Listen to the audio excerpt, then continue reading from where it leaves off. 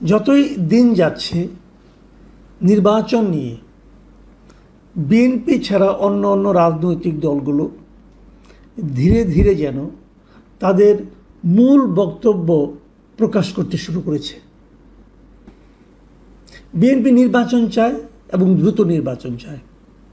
তারা প্রথমে ডিসেম্বরে চেয়েছিল, পরে গত 13ই জুন ডক্টর ইউনূসের সঙ্গে তারেক রহমানের বৈঠকের পর তাদের যৌথ ঘোষণায় ফেব্রুয়ারির কথাটা আকারে ইঙ্গিতে এসেছিল এবং তাতে বিএনপিকে ভীষণ খুশি এবং আনন্দিত বলে মনে হয়েছিল। এবং তখন আমি বলেছিলাম যে এত খুশি হওয়া আসলে এখনও খুশি হওয়ার মতো কিছু ঘটেনি, ঘটে যিনি সেটা ধীরে ধীরে প্রকাশিত হচ্ছে। সরকারের পক্ষ থেকে কিন্তু একবারের জন্য ফেব্রুয়ারিতে নির্বাচন হবে এমন নিশ্চয়তা দেওয়া হয়নি। তারপরেও বিএনপি একা একাই খুশি হয়েছিল। আজকে যে ঘটনাটা বলছি সেটা হলো জামাতে ইসলামের একটা স্পষ্ট বক্তব্য আজকে পাওয়া গেল। জামাতে ইসলামের স্পষ্ট বক্তব্যটা হলো যে লালমনিরহাটে জামাতের আমির গিয়েছিলেন একটা প্রোগ্রাম করতে। আপনারা জানেন একদিন আগে লালমনিরহাটের পাটগ্রামে থানা ভাঙচুর হয়েছে মবের দ্বারা এবং এই পুরো কাজটার দায় যে পড়েছে বিএনপির উপর। যারা এই ভাঙচুরের সঙ্গে জড়িত তারা কোনো না কোনোভাবে বিএনপির সঙ্গে জড়িত, যদিও বিএনপির যারা লোকজন তারা বলছেন এর সঙ্গে তারা জড়িত নয়, এর সঙ্গে জড়িত হচ্ছে ওখানকার পাথর ব্যবসায়ী, যারা পাথর উত্তোলন করে সেই সমস্ত ব্যবসায়ীরা। এটা নিয়ে পক্ষে বিপক্ষে অনেক কথাবার্তা হয়েছে, কিন্তু যত কিছুই হোক না কেন, কে দায়ী না, এটা নিয়ে আপনি সারাদিন আলোচনা করতে পারেন। কিন্তু ঘটনাটা কি? ঘটনাটা হলো কিছু লোক থানা ঘেরাও করেছে এবং থানা ভাঙচুর করেছে, সেখানে পুলিশের সঙ্গে টিয়ার গ্যাস, লাঠি চার্জ করা ইত্যাদি হয়েছে এবং থানার মধ্যে ল্যাপটপ, কম্পিউটার এগুলি ভাঙাভাঙি হয়েছে। পাটগ্রামের পাশে হলো হাতিবান্ধা থানা। এই হাতিবান্ধা থানার পুলিশ ফোর্স যাতে নাকি পাটগ্রাম থানার এই ভাঙচুরে চলাকালীন পাটগ্রামে এসে এদেরকে হেল্প করতে না পারে, এই জন্য হাতিবান্ধা থানাকেও ঘেরাও করে রাখা হয়েছিল এবং তারও দায় যে চাপানো হয়েছে, অভিযোগটা উঠেছে বিএনপির উপর। কিন্তু বিএনপি যে খুব দুধে ধোয়া তুলসী পাতা তা কিন্তু মনে করার কোনো কারণ নাই। তো এরকম সময়ে ডক্টর শফিকুর রহমান জামাতের আমির, উনি লালমনিরহাটে গিয়েছেন।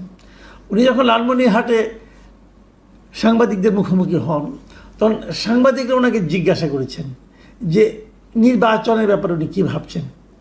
সেই সৈয়দপুর বিমানবন্দর থেকে বের হওয়ার সময় উনি যে কথাগুলি বলেন, উনি কিন্তু প্রথমেই পাটগ্রামের উদাহরণটা টেনে নিয়ে আসেন এবং উনি বলেন যে পাটগ্রামে কী হচ্ছে আপনারা দেখেছেন, এখানে যে মব অবস্থা বিরাজ করছে, এই পরিস্থিতিতে কিসের নির্বাচন? এই পরিস্থিতিতে, এমন পরিস্থিতিতে সুষ্ঠু নির্বাচন হওয়া সম্ভব নয়। তাহলে শফিকুর রহমান সাহেবের ভাষায় অথবা তার মূল যে বক্তব্য সেটা হলো, নির্বাচন হতে হলে দেশে একটা সুশৃঙ্খল পরিস্থিতি থাকতে হবে, আইন শৃঙ্খলা পরিস্থিতি ভালো থাকতে হবে, মব থাকা চলবে না, এরকম আরও অনেক কথা। এখন মবটা চালাচ্ছে কারা? ঠিক আছে, আমি পাটগ্রামের কথা ধরে নিলাম, হাতিবান্ধার কথা ধরে নিলাম, এর পেছনে বিএনপির লোকজন দায়ী। পটিয়ার জন্য কে দায়ী? পটিয়াও তো মব হয়েছে, সেখানে মবের জন্য কে দায়ী? এবং পটিয়া এবং পাটগ্রাম পার্থক্য কিন্তু আছে। পার্থক্য হলো এখানে পাটগ্রামে এই মবের কারণে পুলিশরা এখন বিএনপির লোকজনকে দৌড়াচ্ছে, অনেকের বিরুদ্ধে মামলা হয়েছে, কয়েকজনকে গ্রেপ্তার করা হয়েছে, এগুলো হয়েছে। কিন্তু পটিয়াতে বরং ওখানকার যিনি ওসি ছিলেন তাকেই ক্লোজ করে নিয়ে যাওয়া হয়েছে, যেন দায়টা পুলিশের। কারণ ওখানে আর এখানে পার্থক্য হলো এইটাই যে পাটগ্রামে মবের জন্য দায়ী করা হচ্ছে বিএনপিকে, আর পটিয়াতে মবের জন্য দায়ী করা হচ্ছে বৈষম্যবিরোধী ছাত্র আন্দোলন অথবা এনসিপির অঙ্গ সংগঠন, যে ছাত্র সংগঠন আছে তাদেরকে। তো সরকারের অবস্থা নিশ্চয়ই বুঝতে পারছেন। ইন্টারেস্টিং হলো এর কোথাও কিন্তু জামাত অথবা ছাত্র শিবিরের কোনো ধরনের সম্পৃক্ততা পাওয়া যাচ্ছে না। এবং জামাতের আমির কিন্তু এই কথাটাই বলেছেন। উনি আরেকটা কথা বলেছেন, সেটা হলো যে দেশে দীর্ঘদিন ধরে মব কালচার চলছে, তবে এসব সহিংসতায় জামায়াতের কোনো কর্মী বা সমর্থক জড়িত নেই। তো এই যে কথাটা, এই কথাটা কিন্তু একদম ভিত্তিহীন নয়। ঘটনা আসলেই সত্য যে তারা তাদের নেতাকর্মীদেরকে এতটাই নিয়ন্ত্রণ করতে পারেন যে তারা এই ধরনের কোনো সহিংসতায় জড়িত আছেন বলে এখন পর্যন্ত সেভাবে আমরা দেখিনি। বিএনপি পারে না কেন?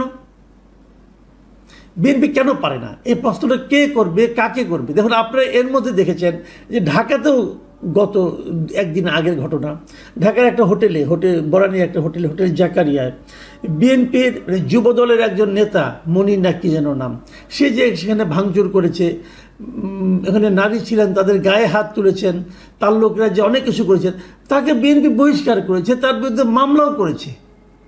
বিএনপি মামলা করেছে, কিন্তু বিএনপি থেকে বহিষ্কার করেছে সঙ্গে সঙ্গে। ওই লোকটাকে ধরা হচ্ছে না। কিন্তু কেন ধরা হচ্ছে না? লুকিয়ে আছে। কোথায় লুকিয়ে আছে? মানে সব মিলিয়ে যে ঘটনাগুলো ঘটছে সেগুলো হলো যে মব হচ্ছে, যদি সেই মবটা এনসিপি বা তার দলের কেউ করছে তাহলে সেই মবের জন্য তাদেরকে দায়ী না করে বিরোধী পক্ষকে দায়ী করা হচ্ছে। আর যদি সেই মবের সঙ্গে যদি বিএনপির কারো নাম থাকছে তাহলে সেটাকে ফলাও করে প্রচার করা হচ্ছে। জামাতের কেউ থাকছে না, জামাত এগুলো দেখিয়ে বলছে আমরা কিছু করছি না। এই হলো গিয়ে টোটাল রিয়েলিটি। এখন বিএনপি যদি বুঝে যে তাদের নেতাকর্মীদের এভাবে দায়ী করা হয় তাহলে তারা নিজেরা কেন সতর্ক থাকে না? আমি এর মধ্যে একবার একটা জরিপ করেছিলাম যে দেশের বেশিরভাগ মানুষ, এই যে সারা দেশে যে নানা ধরনের প্রত্যন্ত অঞ্চলে চাঁদাবাজি হচ্ছে, দখলদারি হচ্ছে, এগুলির পেছনে মূলত কারা দায়ী? সব জায়গায় কিন্তু বলা হয়েছে যে বিএনপিই দায়ী। তার মানে বিএনপি এমন একটা পলিটিক্যাল পার্টি যারা ক্ষমতায় যেতে চায় কিন্তু তাদের নিজেদের নেতাকর্মীর উপর কোনো নিয়ন্ত্রণ নাই। তো নিয়ন্ত্রণ না থাকার কারণে তারা সব জায়গায় নিজেদের রাজত্ব চালাচ্ছে। এখনও তারা ক্ষমতায় যায় নাই, এখনই তাদের এই অবস্থা। ক্ষমতায় গেলে কি হবে? এটা নিয়েও কিন্তু নানা ধরনের আলোচনা আছে। কিন্তু এত কিছুর মধ্যেও যেটা সবচেয়ে বড় কথা সেটা হচ্ছে যে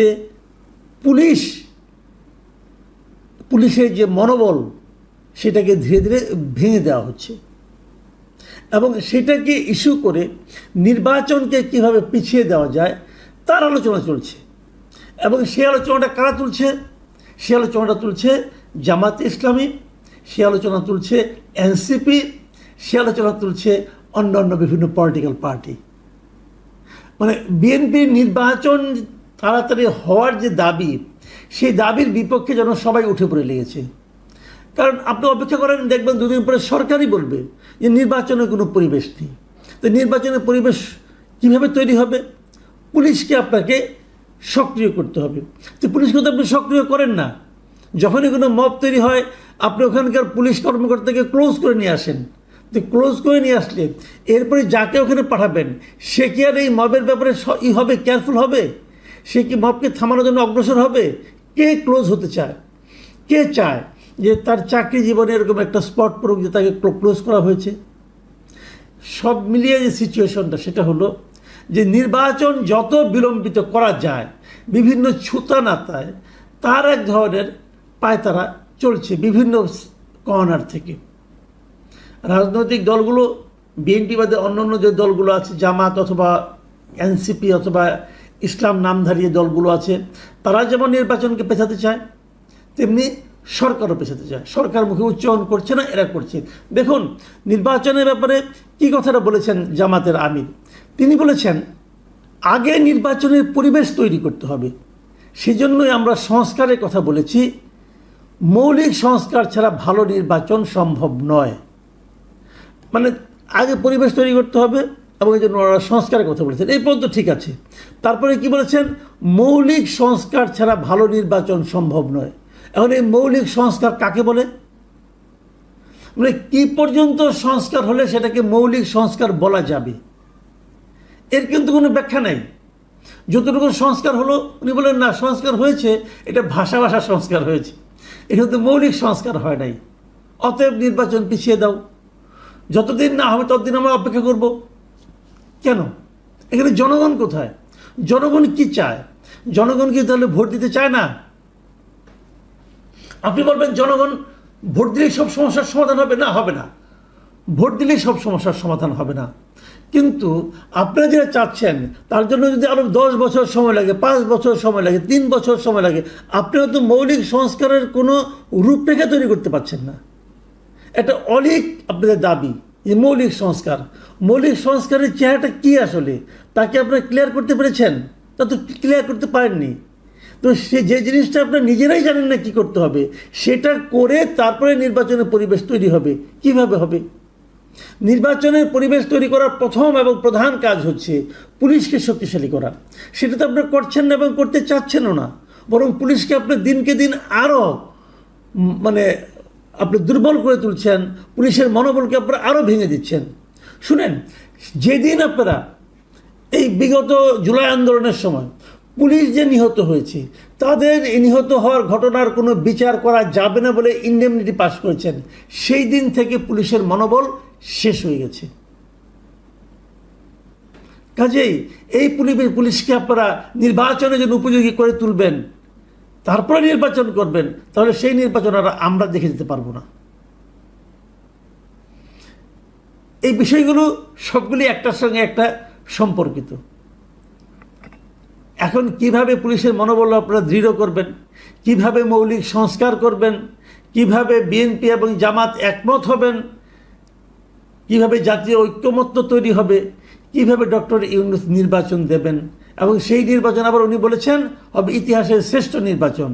সেই ইতিহাসের শ্রেষ্ঠ নির্বাচন আমরা জীবৎকালে দেখে যেতে পারবো কিনা সেই সন্দেহ নিয়ে আজকে অনুষ্ঠান শেষ করছি।